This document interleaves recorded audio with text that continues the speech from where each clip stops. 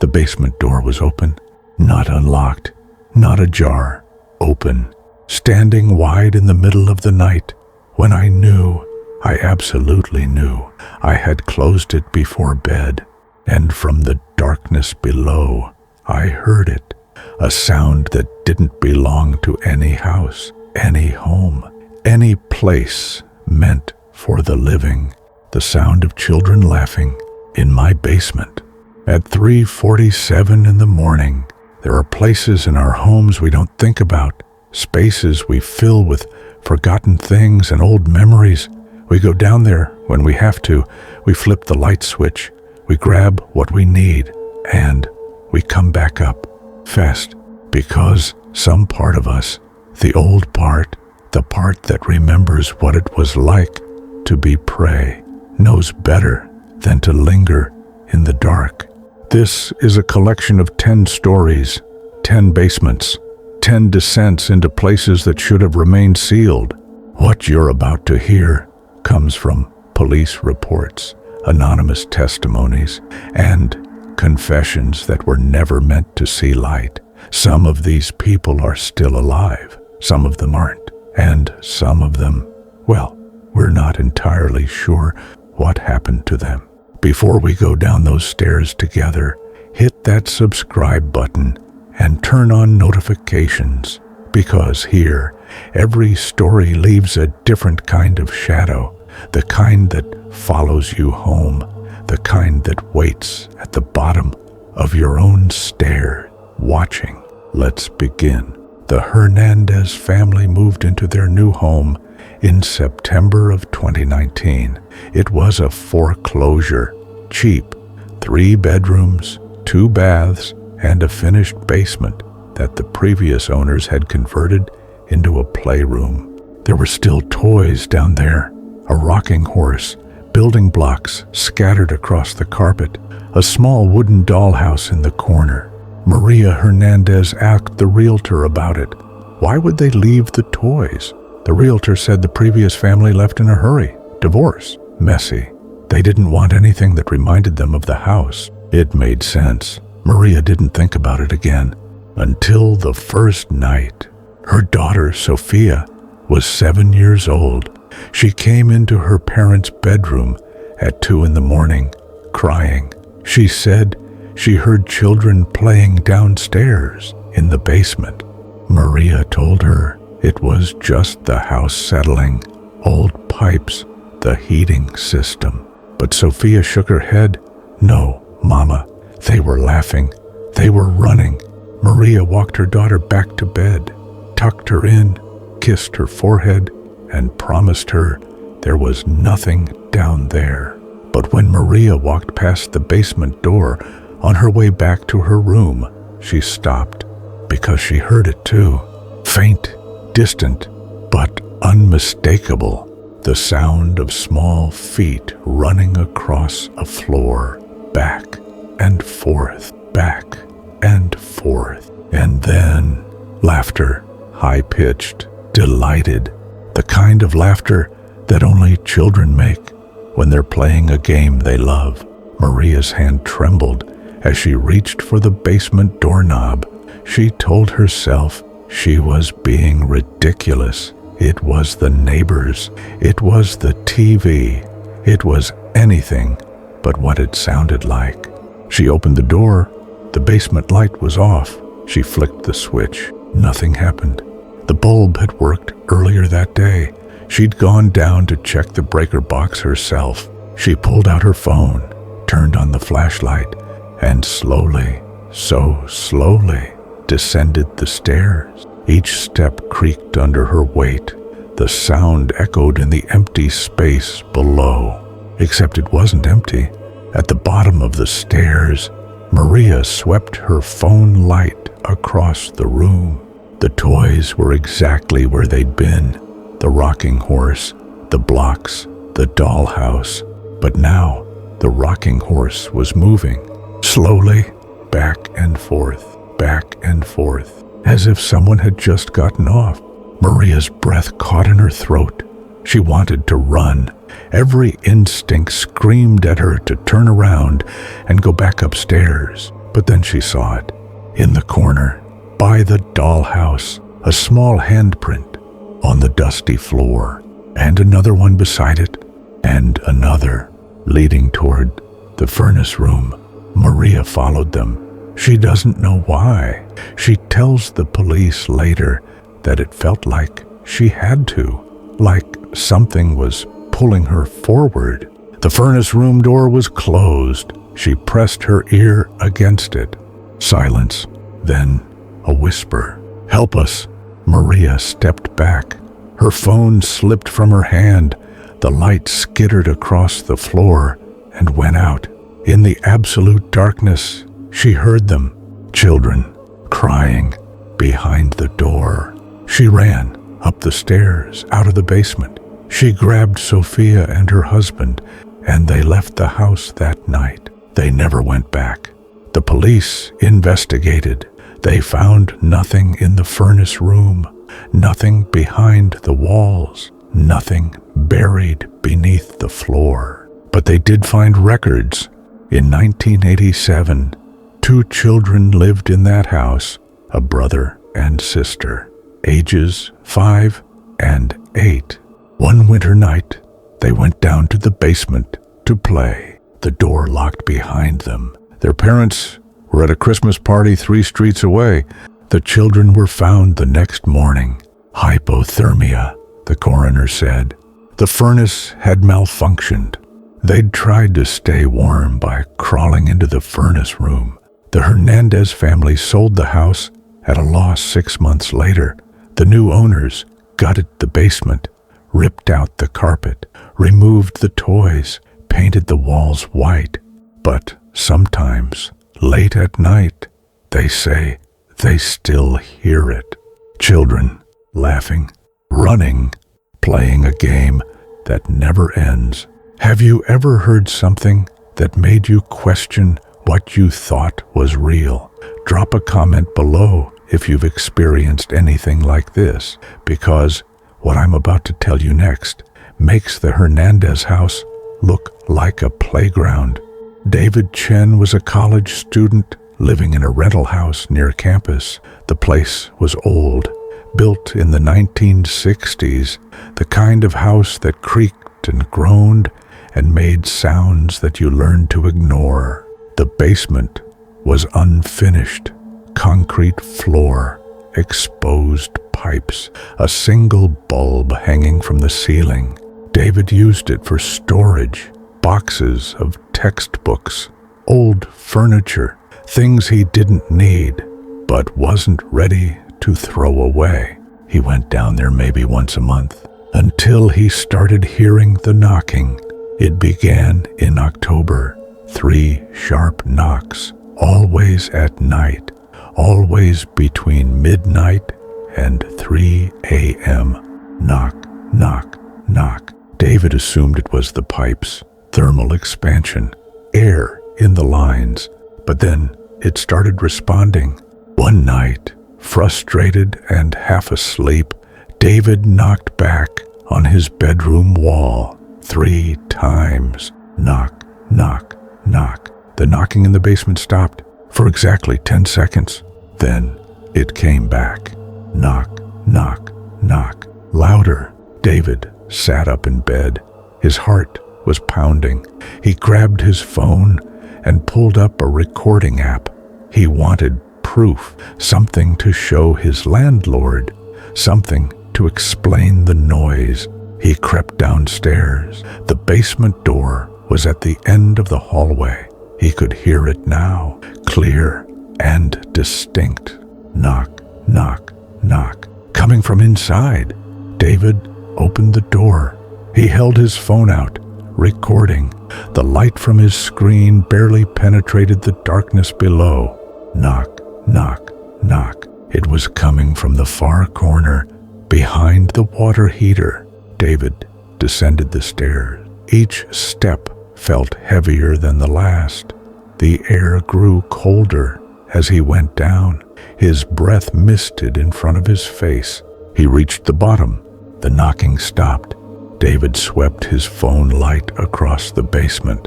Nothing had changed. everything was exactly where he'd left it. Then he heard it. A voice, faint, strained, coming from behind the wall. "Let me out." David's blood turned to ice. He stumbled backward. His phone clattered to the floor. In the sudden darkness, the knocking began again.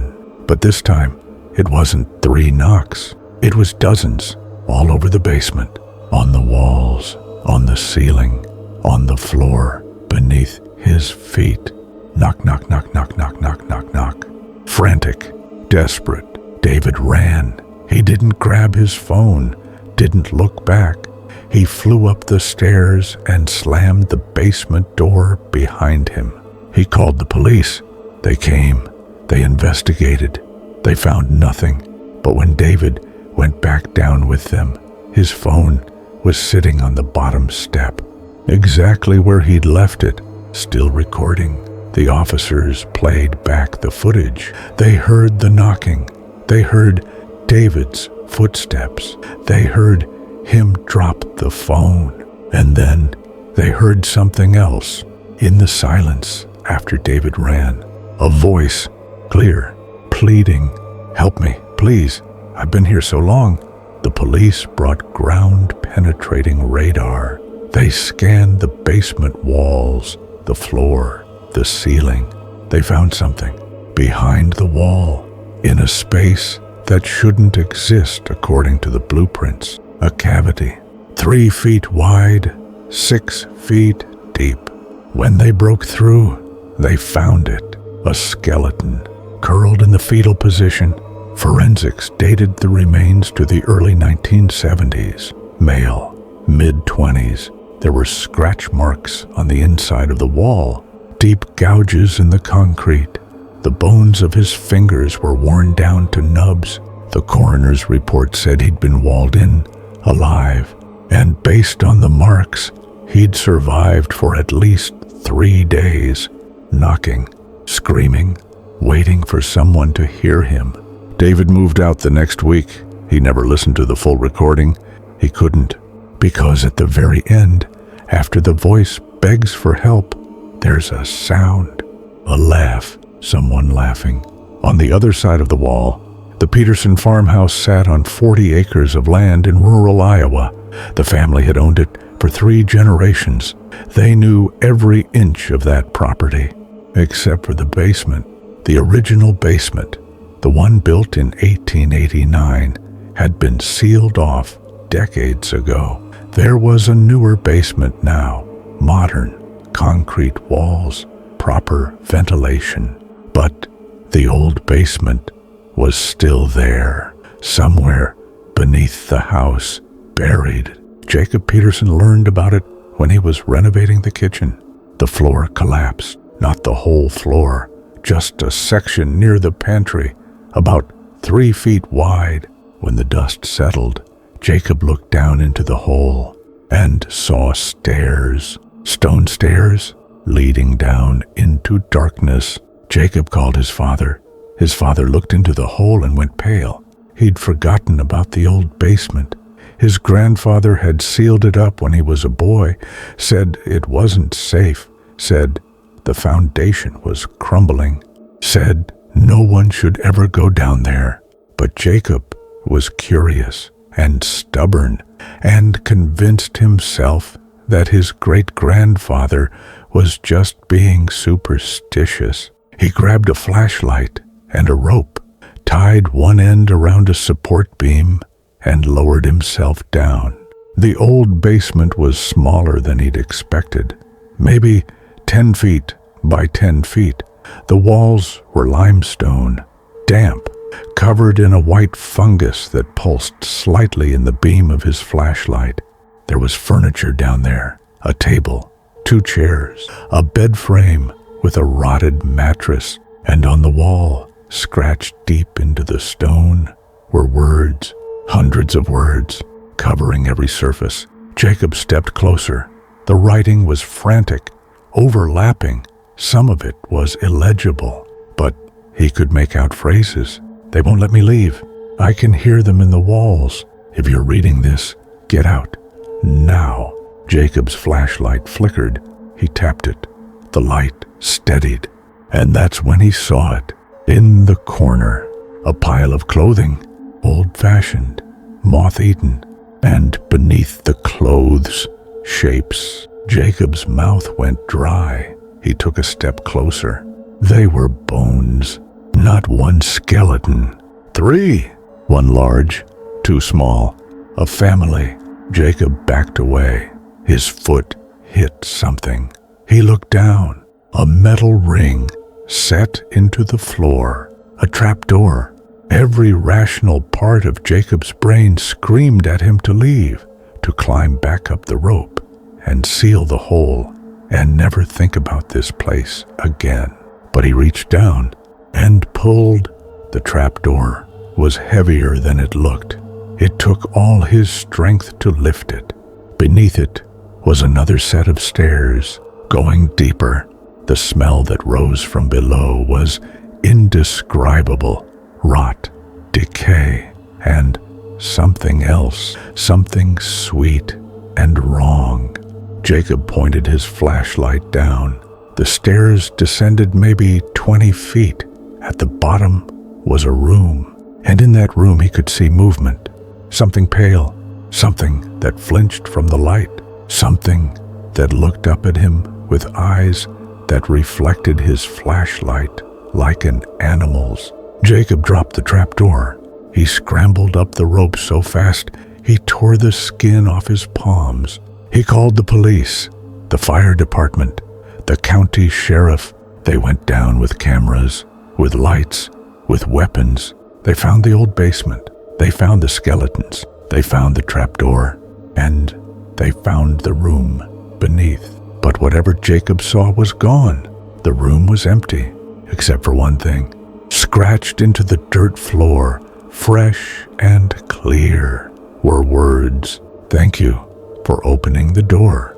The Peterson family moved out 3 days later. They tried to sell the farm, but no one would buy it. It sits empty now, but locals say that at night you can see lights moving in the windows, and if you get close enough you can hear it. Footsteps walking through the house, walking up from below, walking toward the door. Sometimes I wonder what would make you open a trap door in a cursed basement. Would you? Or would you be smart enough to run? Let me know in the comments, because our next story involves someone who didn't run, and it cost her everything. The apartment building on Mercer Street was cheap for a reason. It was old. The heat barely worked. The pipes banged at night. And every apartment had access to the communal basement. Sarah Winters didn't mind. She was a graduate student. She needed cheap. She could handle a little discomfort. Her apartment was on the 3rd floor. To get to the basement, you had to take the stairs down past the 1st floor. There was a door at the bottom, heavy, metal, with a sign that said, "Residents only." Sarah went down there to do laundry every Sunday. The basement was like every basement in every old building, dim, smelled like mildew and detergent. Washing machines lined one wall, dryers on the other, and at the far end, there was another door. Sarah had noticed it her first time down. It was different from the others, wooden, older, with a padlock that looked like it hadn't been opened in decades. She asked the building manager about it. He shrugged. "Storage," he said, "for the owner. Don't worry about it." Sarah didn't, until she started hearing the crying. It happened on a Sunday night in November. Sarah was transferring her wet clothes to the dryer when she heard it. Soft, muffled, coming from behind the wooden door. A woman, crying. Sarah froze. She listened. The crying continued, steady, heartbroken. Sarah walked over to the door. She pressed her ear against the wood. The crying stopped. For a moment, there was nothing.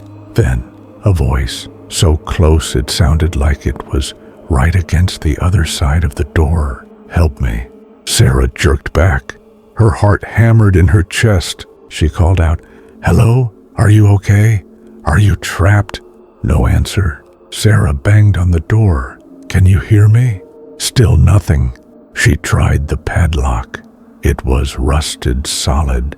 Sarah ran upstairs. She called the building manager, told him someone was trapped in the storage room. He sounded annoyed. "There's no one down there," he said. "It's just old junk. You probably heard pipes." But Sarah insisted. He finally agreed to come check. When they went down together, the manager brought a key for the padlock. It took him several tries to get it open. The lock was so old, it barely turned. The door swung inward. Sarah peered inside. It wasn't a storage room. It was a hallway, long, narrow, lined with doors. The manager's face went white. He stepped back. "That's not supposed to be here," he whispered. Sarah looked at him. "What do you mean?"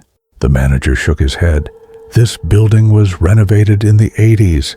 They sealed off the old tenant rooms. This hall shouldn't exist anymore." But it did, and at the end of it, there was light. A faint, flickering light coming from under one of the doors. Sarah started walking toward it. The manager grabbed her arm. "Don't." But Sarah pulled free. She had to know. She walked down the hallway. The air grew colder with each step. Her breath misted in front of her face. The doors on either side were unmarked. She tried one, locked. She tried another, locked. She reached the door with the light beneath it. She knocked. The light went out. Sarah's hand trembled as she reached for the doorknob. It turned. The door opened. Inside was a room, small, maybe 8 feet by 8 feet. There was a mattress on the floor, a bucket in the corner, a chain bolted to the wall, and on the mattress there was a notebook. Sarah picked it up. The pages were yellow with age. The handwriting was shaky, desperate. The first entry was dated March 14th, 1983. "He locked me in, said no one would hear me, said no one would come."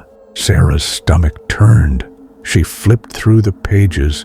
There were dozens of entries, all from the same person, a woman named Caroline. The entries detailed days, weeks, months, begging for help, losing hope, going mad.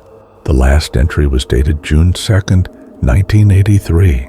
"I can't hear anything anymore. I think I've been screaming for so long, I've gone deaf. Or maybe there's just no one left to hear." Sarah dropped the notebook. She ran back down the hallway, past the manager, who was standing frozen at the entrance. She ran upstairs and called the police. They came. They investigated. They found the room, the notebook, the chain.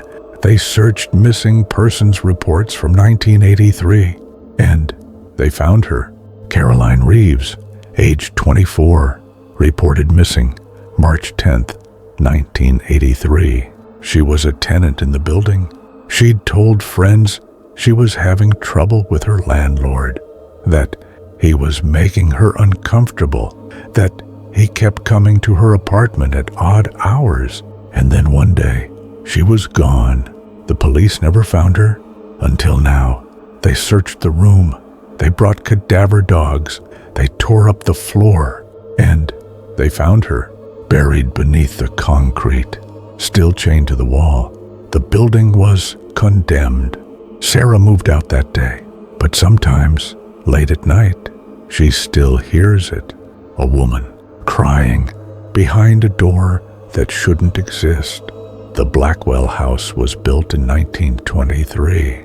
It was a beautiful home. Victorian architecture, high ceilings, stained glass windows, and a basement that no one talked about.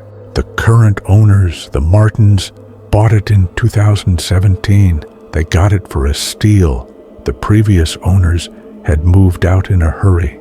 Mrs. Martin asked why. The realtors said they'd had a family emergency. Out of state. They needed to sell fast. It was a good deal. The Martins didn't ask questions. They should have. The basement was accessed through a door in the kitchen. Wooden stairs led down into a space that had been partially renovated. There was a laundry area, a workshop, and at the back, behind a partition, there was a wine cellar. The wine cellar was the only part of the basement that looked original. Brick walls, arched ceiling, wooden racks that held dusty bottles. Mr. Martin loved it. He started collecting wine. He'd go down there in the evenings and just sit among the bottles in the cool, quiet dark. His wife said it was creepy.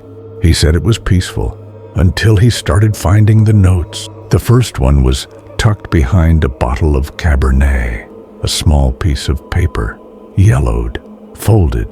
Mr. Martin opened it. The handwriting was shaky. "Don't stay down here after dark." Mr. Martin laughed. He showed it to his wife. It was probably from the previous owners, a joke, a prank. But then he found another one, this time behind a different bottle. "It watches from the corner." Mr. Martin stopped laughing. He searched the wine cellar, every bottle, every rack. He found 7 more notes. "The bricks are loose on the north wall. I can hear it breathing. Whatever you do, don't let it know you can see it. My husband doesn't believe me. I've stopped going down there alone. If you're reading this, please investigate before it's too late." The last note was different. It wasn't hidden behind a bottle. It was sitting on the floor, in the middle of the wine cellar, as if someone had just placed it there. "It knows you found these." Mr. Martin's hands shook as he read it. He looked around the wine cellar. The shadows seemed deeper suddenly, darker. In the corner, where the light didn't quite reach, he thought he saw something. A shape, tall, thin, standing perfectly still. Mr. Martin blinked. The shape was gone. He left the wine cellar. He didn't run, but he walked fast, up the stairs, into the kitchen. He locked the basement door. His wife found him sitting at the kitchen table, pale, shaking. He showed her the notes. She wanted to call the police. He said no. What would they do? There's nothing down there. But that night, Mr. Martin couldn't sleep. He lay in bed, staring at the ceiling, and he heard it. Footsteps in the basement, slow, deliberate, walking across the concrete floor. Then the stairs, creaking, one step at a time. Mr. Martin got out of bed. He went to the kitchen. The basement door was still locked, but the handle was turning back and forth, like someone on the other side was testing it. Mr. Martin grabbed a knife from the counter.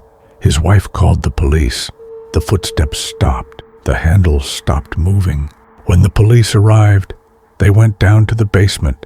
They searched every inch. They found nothing, except for one thing. On the wall of the wine cellar, written in dust, were words, fresh words. "You should have listened." The Martins hired someone to investigate the house's history.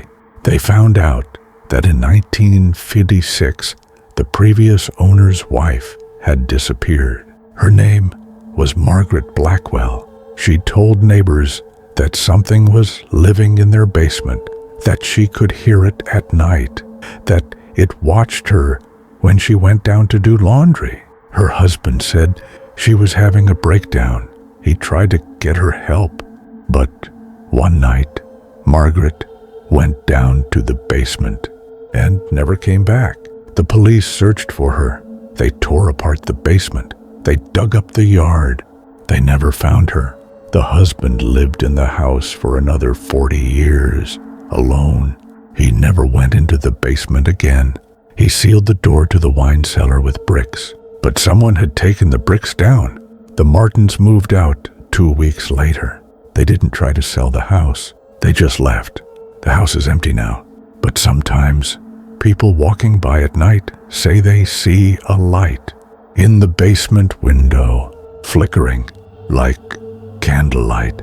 And if they stop to look, they can see a shape standing in the wine cellar, tall, thin, watching, waiting for someone else to come down the stair. Would you investigate? Or would you run? Tell me in the comments what you'd do, because sometimes running isn't enough. Sometimes the thing in the basement follows you home. The college dorm at Westfield University was old, built in the 1950s. It had been renovated multiple times, but there were parts of it that remained unchanged, like the basement. The basement wasn't used for much. There were storage lockers for students, a bike room, and a study space that no one ever used because the Wi-Fi didn't reach down there.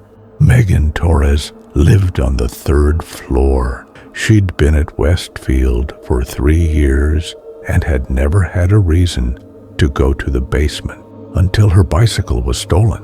Campus security told her to check the bike room in the basement. Sometimes thieves dumped stolen bikes there. Megan went down one Thursday afternoon. The basement was dim. The fluorescent lights buzzed and flickered. The bike room was at the end of a long hallway. The door was propped open. Megan walked in and immediately wished she hadn't. The room smelled wrong, like copper, like meat left out too long. There were bikes everywhere, dozens of them, piled against the walls, tangled together. But there was something else in the back corner, behind the bikes, a desk. And on the desk, there was a computer. The screen was on, glowing blue in the darkness. Megan stepped closer. She didn't know why. She should have left, should have called security.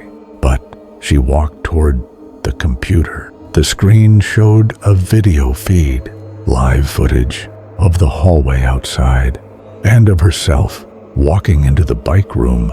Megan's blood ran cold. She spun around. The door was closed. She hadn't heard it close. She ran to it, grabbed the handle, locked. Megan pounded on the door, screamed for help. No one came. She pulled out her phone. No signal, not even one bar. Behind her, the computer made a sound, a notification. Megan turned.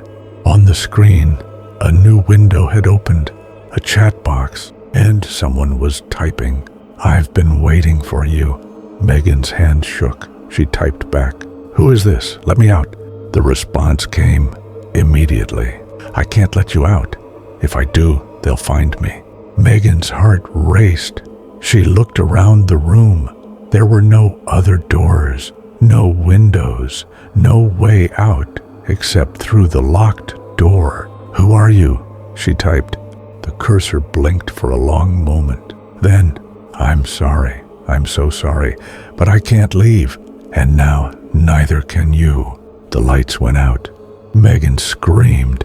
She used her phone flashlight, and that's when she saw them. In the corner, behind the bikes, not a desk, not a computer, a body, sitting in a chair, decomposed, mummified by the dry basement air, hands still on a laptop, eyes hollow, mouth open in a silent scream.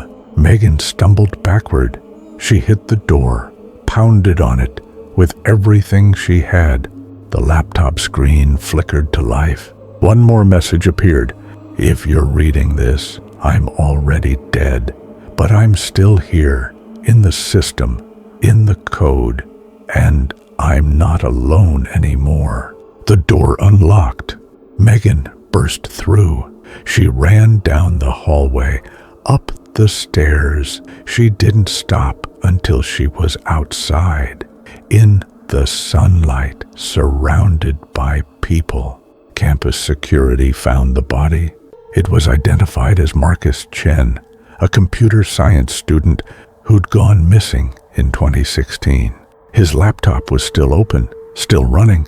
When they tried to access it, they found something strange. The laptop wasn't connected to the internet, and yet it was uploading data, gigabytes of it, to a server that didn't exist. The IT department shut down the laptop. But 3 days later, students started reporting strange emails from Marcus Chen's old university email address. The emails were blank, except for one line. "I'm still here."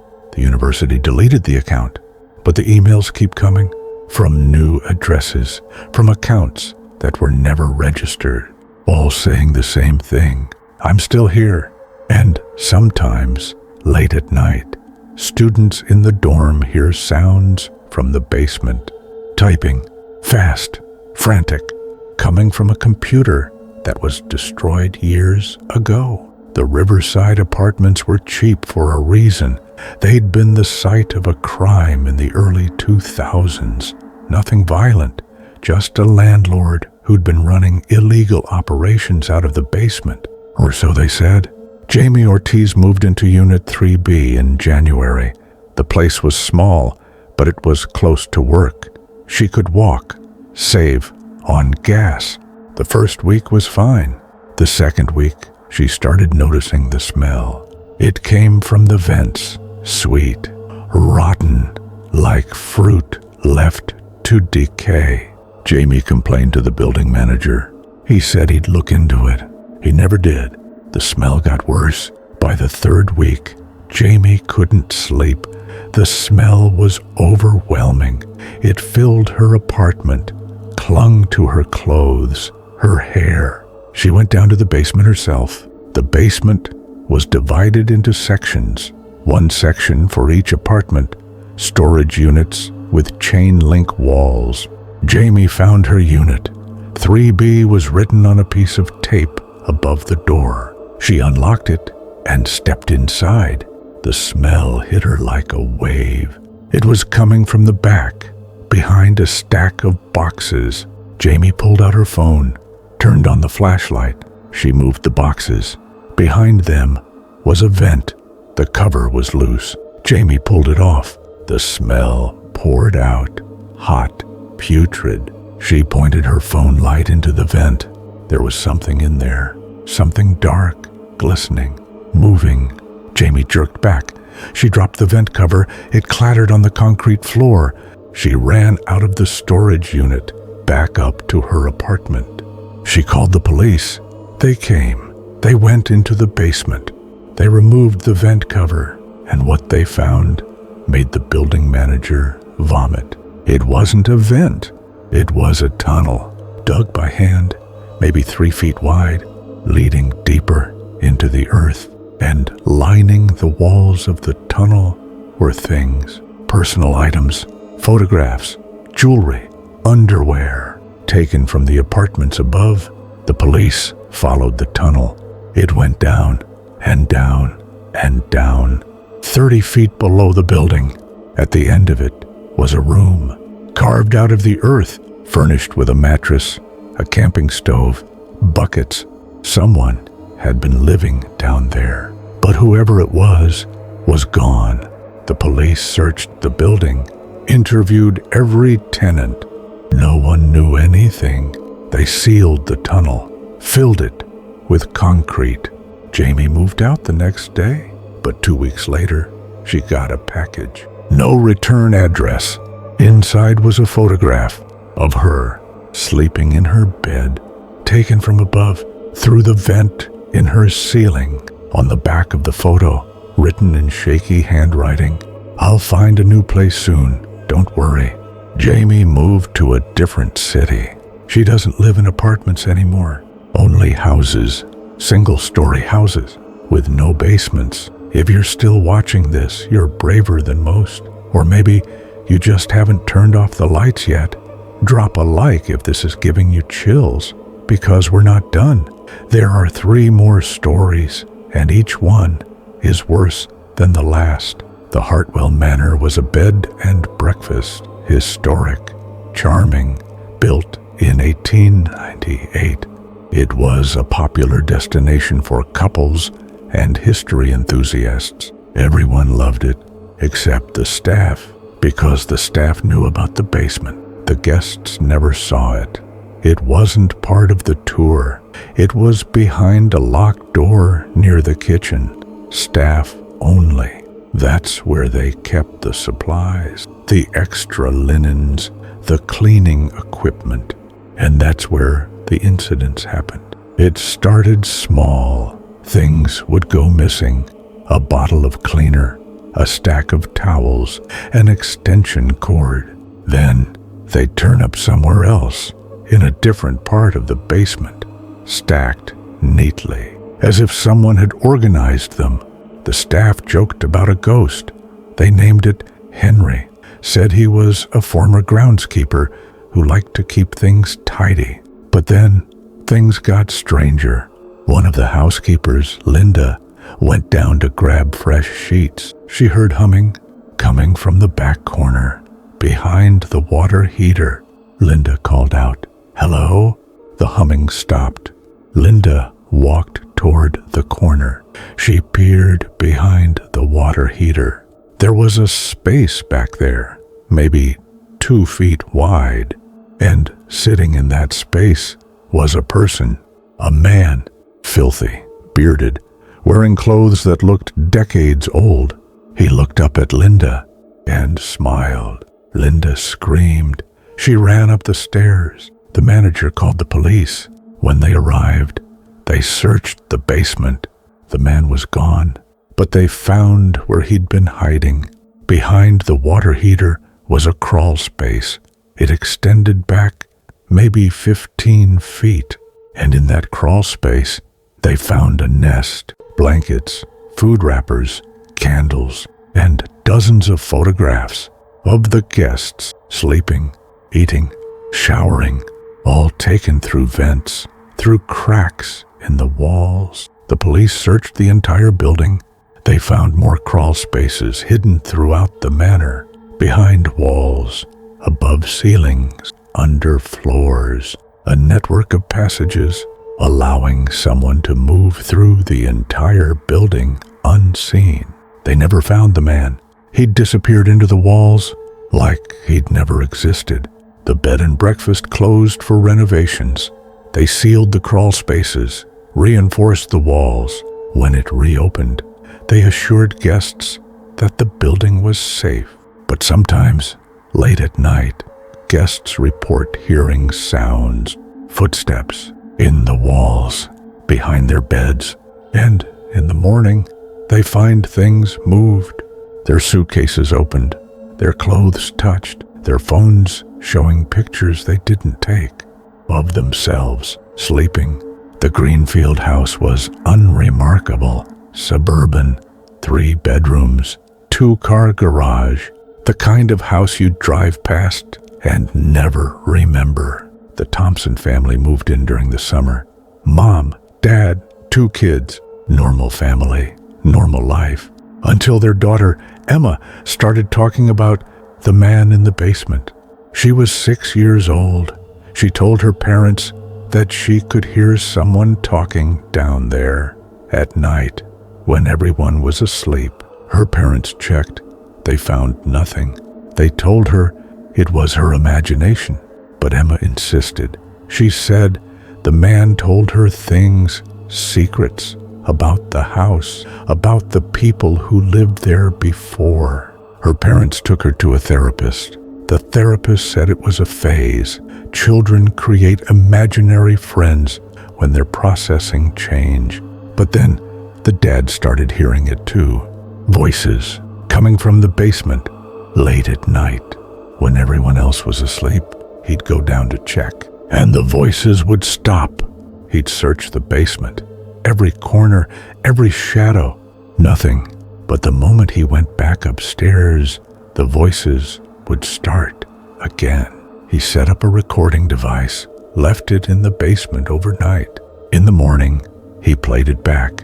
For the first hour, nothing, just the hum of the furnace, the occasional creak of the house settling. Then, at 3:47 a.m., The voices began. Two people having a conversation. The dad couldn't make out the words. The audio was muffled, distorted. But there was something familiar about one of the voices. He played it again and again. And then he realized it was his own voice having a conversation with someone in the basement while he was asleep upstairs. The dad felt sick. He went down to the basement, searched more thoroughly, and that's when he found it. Behind the furnace, hidden in the shadows, a door, small, maybe 4 feet tall. He'd never noticed it before. The door wasn't locked. It opened easily.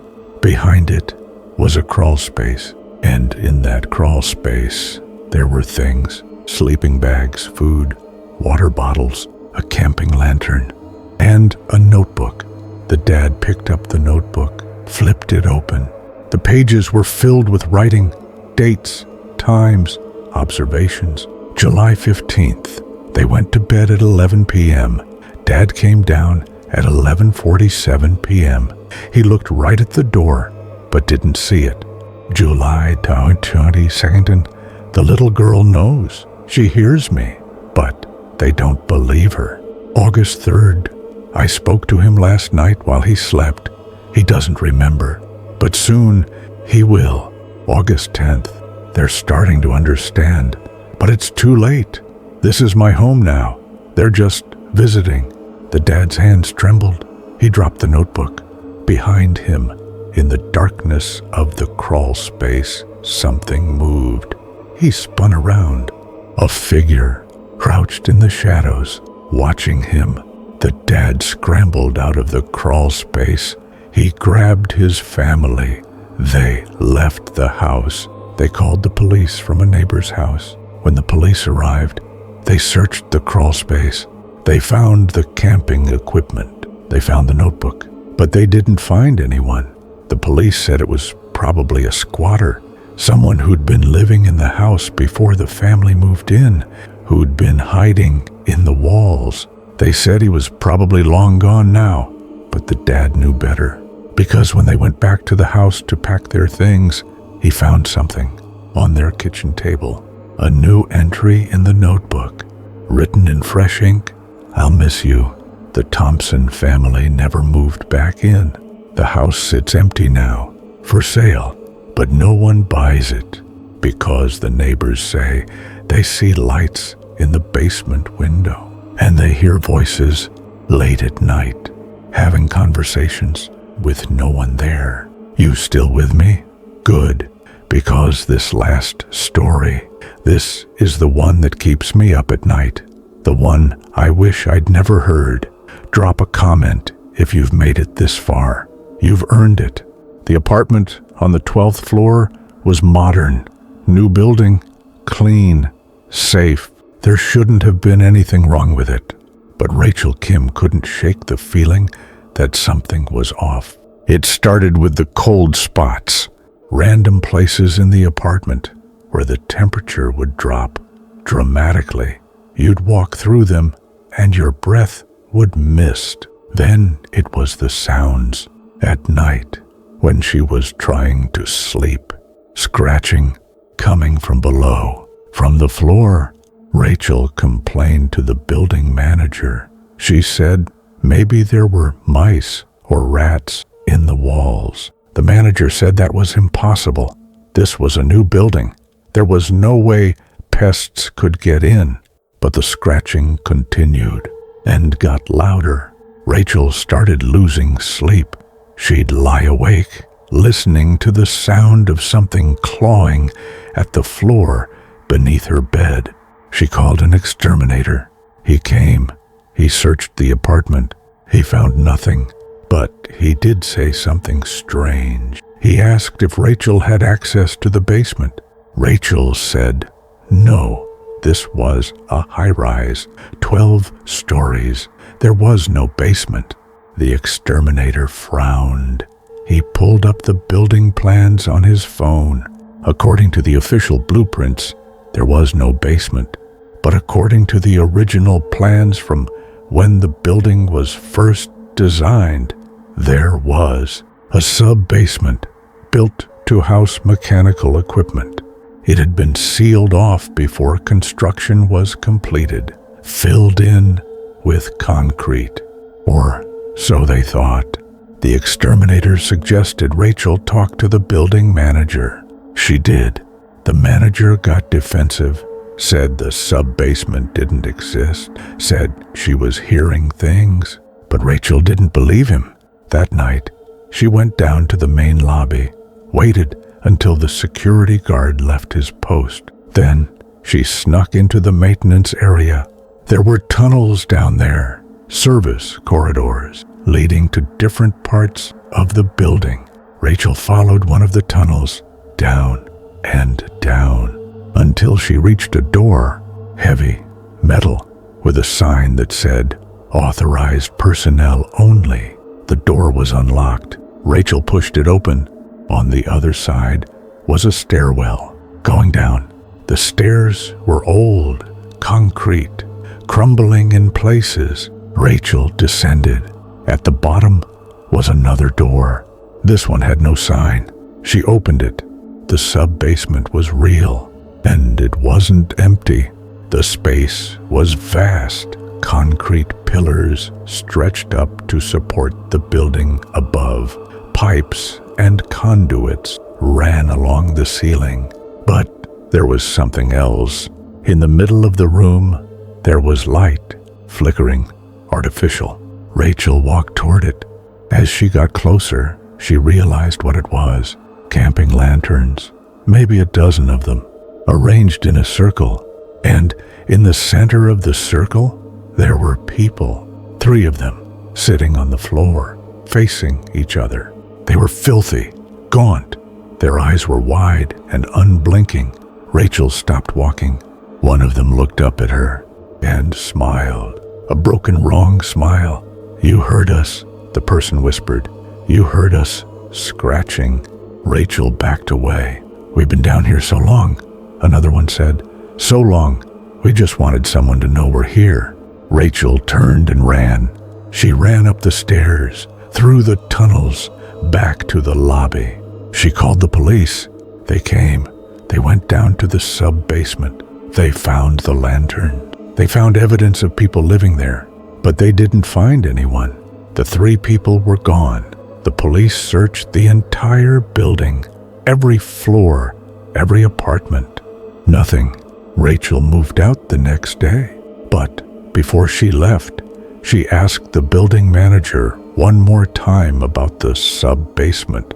He finally admitted the truth. The sub-basement had been built as a bomb shelter in the 1960s. It was supposed to be sealed, but someone had found a way in, and they'd been living down there for years. How many people? The manager didn't know. How long? He didn't know that either. All he knew was that sometimes tenants would report strange things. Cold spots, scratching sounds, shadows in the hallways, and every few years, someone would go missing. The building would report it to the police. The police would investigate, and they'd never find anything because the people who went missing didn't leave the building. They went down into the sub-basement, and they never came back up. Rachel moved to a new city. She doesn't live in apartment buildings anymore. Only houses, single-story houses, with no basements and no stairs going down. 10 stories, 10 basements, 10 reasons to check your locks at night. The darkness beneath our homes is more than just empty space. It's a boundary between what we know and what we refuse to believe, between the world we live in and the world that lives beneath it. Next time you hear a sound from your basement, remember these stories. Remember that sometimes the sounds we dismiss as old pipes or settling foundations are something else, something that's been waiting, something that's been listening, something that knows you're up there, and maybe, just maybe, it's trying to get your attention. Before we go, if this video made you look over your shoulder, hit that like button and subscribe. Because here at Forbidden Visions, we don't just tell stories, we collect them from the darkest corners, from the places people don't want to remember. And there are so many more. Turn on notifications, because next time we're going somewhere even darker. Until then, keep your doors locked, keep your lights on, and whatever you do, don't go down to the basement alone. Not anymore. Not after what you've heard. Good night. Sleep well, if you can.